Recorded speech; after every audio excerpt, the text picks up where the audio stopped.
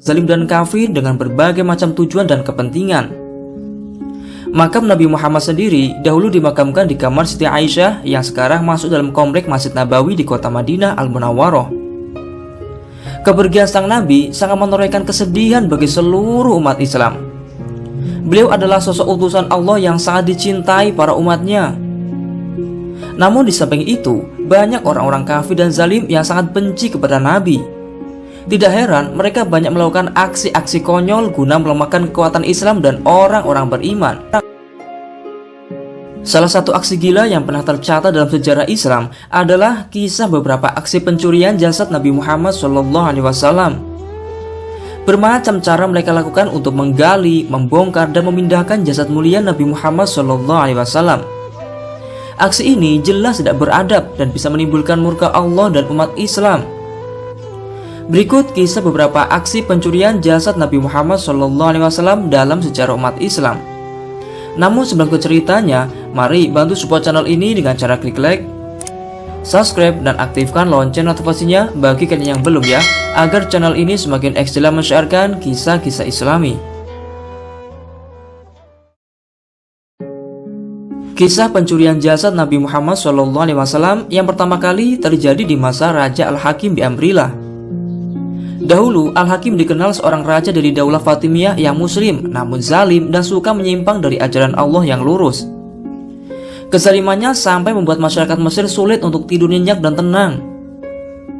Ketika masa pemerintahan Al-Hakim, ada seorang zindik yang menghasut sang raja untuk mencuri jenazah Rasulullah SAW.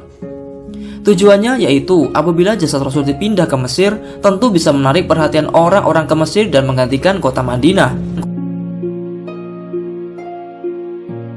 Namun, aksi gila Al-Hakim tentu tidak Allah biarkan seenaknya saja. Sangat mudah bagi Allah untuk menggagalkan aksi-aksi jahat yang hendak menimpa Rasulullah SAW. Atas kuasanya, Allah SWT lantas mengirimkan hembusan angin kencang di kota Madinah. Peristiwa inilah yang akhirnya menjadi penghalang dari aksi jahat para kawanan pencuri yang hendak mencuri jasad Nabi Muhammad SAW.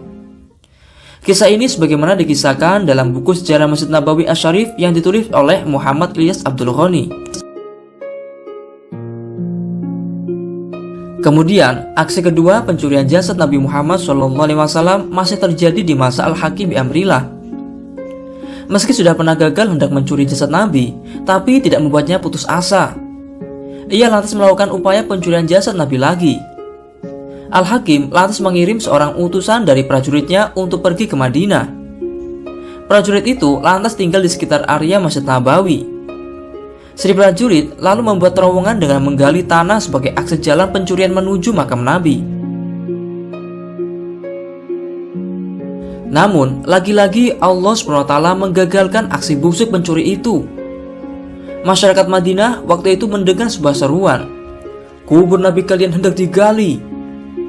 Masyarakat Madinah lalu melacak masuk seruan itu. Akhirnya mereka berhasil memergoki prajurit utusan Al-Hakim yang sedang menggali tanah untuk membuat terowongan akses masuk ke makam Nabi. Mengetahui kejadian itu, masyarakat Madinah lantas menangkap si prajurit dan kemudian dikenakan hukuman mati.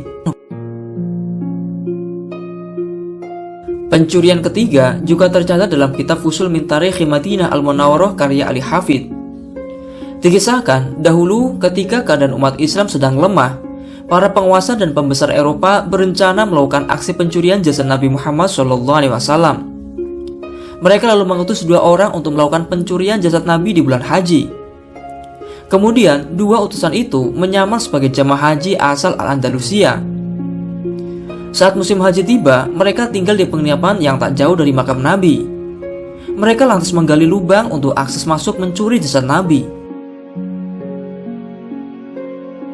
Namun, Allah SWT kembali menggagalkan aksi itu melalui perantara Sultan penguasa Mesir dan Suriah yang bernama Nuruddin Mahmud bin Zangki. Di suatu malam, sang Sultan pernah bermimpi bertemu Rasulullah SAW. Sang Rasul berkata sembari menunjukkan ke arah 2 orang bermuka Eropa, "Wahai Mahmud, tolonglah diriku dari 2 orang ini." Kemudian, terkejutlah sang Sultan hingga terbangun dari tidurnya. Mimpi ini bahkan sempat terjadi hingga sebanyak 3 kali berturut-turut. Keesokan harinya, sang sultan mengumpulkan para hakim. Lalu diberikanlah masukan agar sultan pergi menuju ke Madinah. Sesampainya di Madinah, sang sultan lantas mengumpulkan orang-orang lalu membagikan hadiah sedekah kepada mereka sembari mengamati wajah. Namun, sang sultan tak melihat wajah dua orang yang ada dalam mimpi sang sultan. Sang sultan lantas mempertanyakan siapakah orang yang belum mendapatkan sedekah. Dan ternyata didapati dua orang yang nampak soleh, kaya, dan juga rajin sedekah sehingga mereka merasa cukup dan tidak berkenan menerima sedekah dari orang lain. Kemudian dipanggillah dua orang itu untuk menghadap sang sultan untuk diwawancarai. Ternyata wajah dua orang itu mirip seperti apa yang ada di dalam mimpi.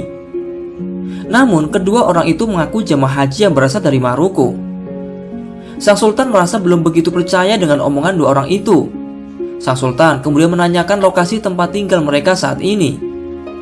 Sultan lantas bergegas menuju ke rumah itu untuk melakukan penyelidikan. Dan ternyata didapatilah sebuah galian terowongan di rumah itu yang mengarah ke makam Nabi. Akhirnya Sultan Nuruddin Mahmud bin Zangki menangkap kedua orang itu lalu membunuh mereka. Atas terjadinya banyak tragedi-tragedi dan aksi menyimpang, sang sultan lantas memerintahkan untuk membangun tembok di sekitar makam Nabi. Tembok itu terbuat dari timah yang tebal. Fungsi dari pembangunan tembok ini adalah untuk melindungi makam Nabi Muhammad dari kejahatan orang-orang yang hendak kembali mencuri jenazah Nabi Muhammad SAW. Dan supaya tidak ada satu orang pun yang kembali bisa melakukan aksi biadab itu terhadap makam mulia Nabi Muhammad SAW. Aksi keempat pencurian jasad Nabi pernah dilakukan oleh para perampok Nasrani. Mereka melakukan aksi perampokan terhadap para kafilah jamaah haji dan bermaksud juga untuk menggali makam Rasulullah SAW. Mereka lantas menyeberangi laut menuju kota Madinah. Namun Allah SWT lagi-lagi menggagalkan aksi para perampok itu. Kemudian Allah menolak serangan mereka dengan kapal yang telah disiapkan dari Mesir Al-Iskandariah yang mengikuti mereka. Kemudian ditangkaplah dan ditawanlah mereka semua. Kemudian aksi pencurian kelima pernah dilakukan oleh 40 pria, di mana awalnya mereka semua berniat untuk membongkar makam sahabat Abu Bakar dan Umar.